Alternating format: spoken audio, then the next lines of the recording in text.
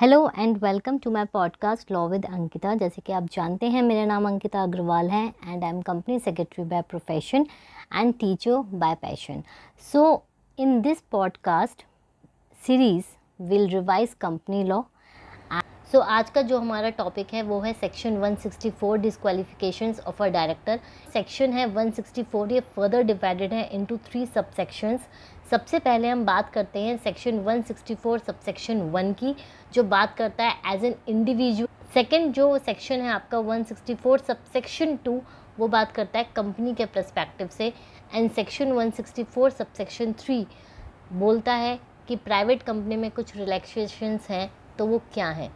सबसे पहले हम बात करते हैं सेक्शन 164 सबसेक्शन 1 की। इसमें सबसे पहले आपको ये चेक करना है या कंपनी चेक करेगी अपॉइंटमेंट के टाइम पे कि आप अनसाउंड माइंड के तो नहीं हो। अगर आप अनसाउंड माइंड के हो और डिक्लेयर्ड हो बाय द कॉम्पिटेंट कोर्ट तो आप डिस्क्वालिफाइड हो। So you should have sound mind, तभी आप डिसीजंस ले सकते हो, राइट। सेकंड क्लॉज है आपका, he is an undischarged insolvent. Undischarged insolvent का मतलब क्या होता है कि आपके पास एक भी पैसा नहीं है, आप इंसॉल्वेंट हो, और जिससे क्या हो रहा है, अनडिस्चार्ज मतलब you can't pay off the liabilities, your liabilities. Third clause, he has applied to be educated as an insolvent. आपने खुद अप्लाई कर रखा है कि आप इंसॉल्वेंट हो और जो आपका एप्लीकेशन है वो पेंडिंग है, उसका अभी डिसीजन नहीं आया है, तो भी आपको इस कैटेगरी में रखा जाएगा। फोर्थ है, अगर आपको कन्विक्ट करता है कोर्ट कोई ऑफेंस के अंडर इंक्लूडिंग मॉरल टर्पिट्यूड, मतलब आपने कोई ऐसा ऑफेंस किया है जिसमें आपको कम से कम 6 मंथ्स की सज़ा सुनाई जा रही है, तो जब तक आपकी सज़ा रहेगी वो तो टाइम ऑब्वियसली डिस्क्वालिफाइड है। उसके बाद भी जिस दिन आप घर वापस आए, जेल से छूट कर आए, उसके 5 साल तक भी आप डिस्क्वालिफाइड रहोगे to become a director of a company.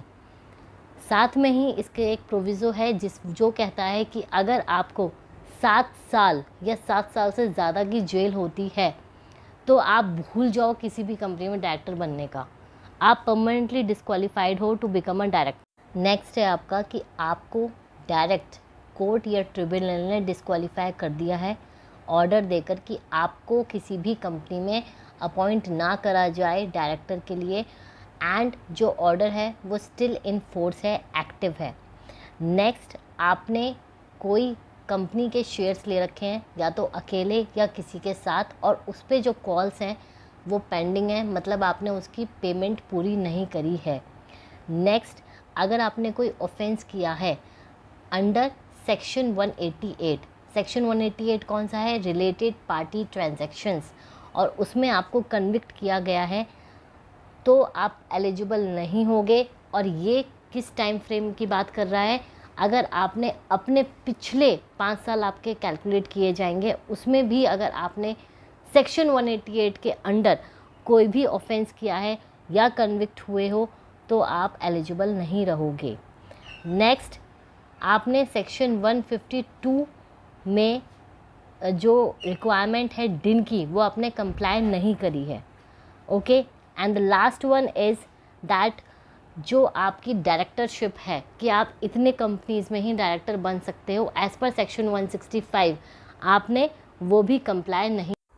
Section 164 subsection 2 क्या कहता है, कंपनी के पर्सपेक्टिव से अगर कोई कंपनी डिफ़ॉल्ट करती है in what, in filing financial statement और एनुअल रिटर्न्स, लगातार 3 साल तक उसने ये डिफ़ॉल्ट किया है और उसने डिपॉज़िट की रीपेमेंट नहीं करी है, उसने एक्सेप्ट किया डिपॉज़िट्स पब्लिक से, उसको उसने रीपे नहीं करा, या जो उस पर इंटरेस्ट था वो उसने रीपे नहीं करा। सेकंड, डिबेंचर्स या इंटरेस्ट नहीं दिया, मतलब किसी भी तरीके से उसने ना तो डिबेंचर्स या इंटरेस्ट पे करा, ना उसने डिपॉज़िट्स रीपे करा, और ना ही उसने डिविडेंड जो डिक्लेयर किया था वो दिया।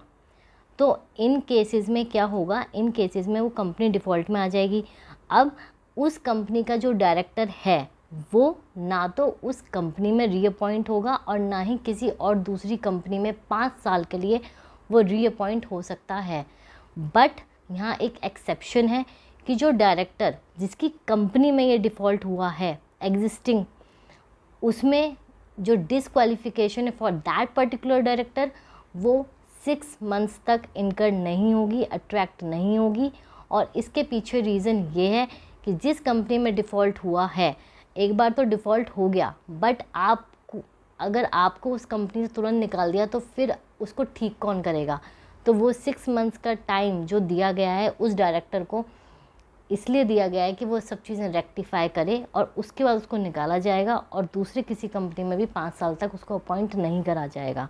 ये जो आपका सबसेक्शन 2 है, ये इसका जो एक्सेप्शन है वो है गवर्नमेंट कंपनी पे ये सेक्शन एप्लीकेबल नहीं है।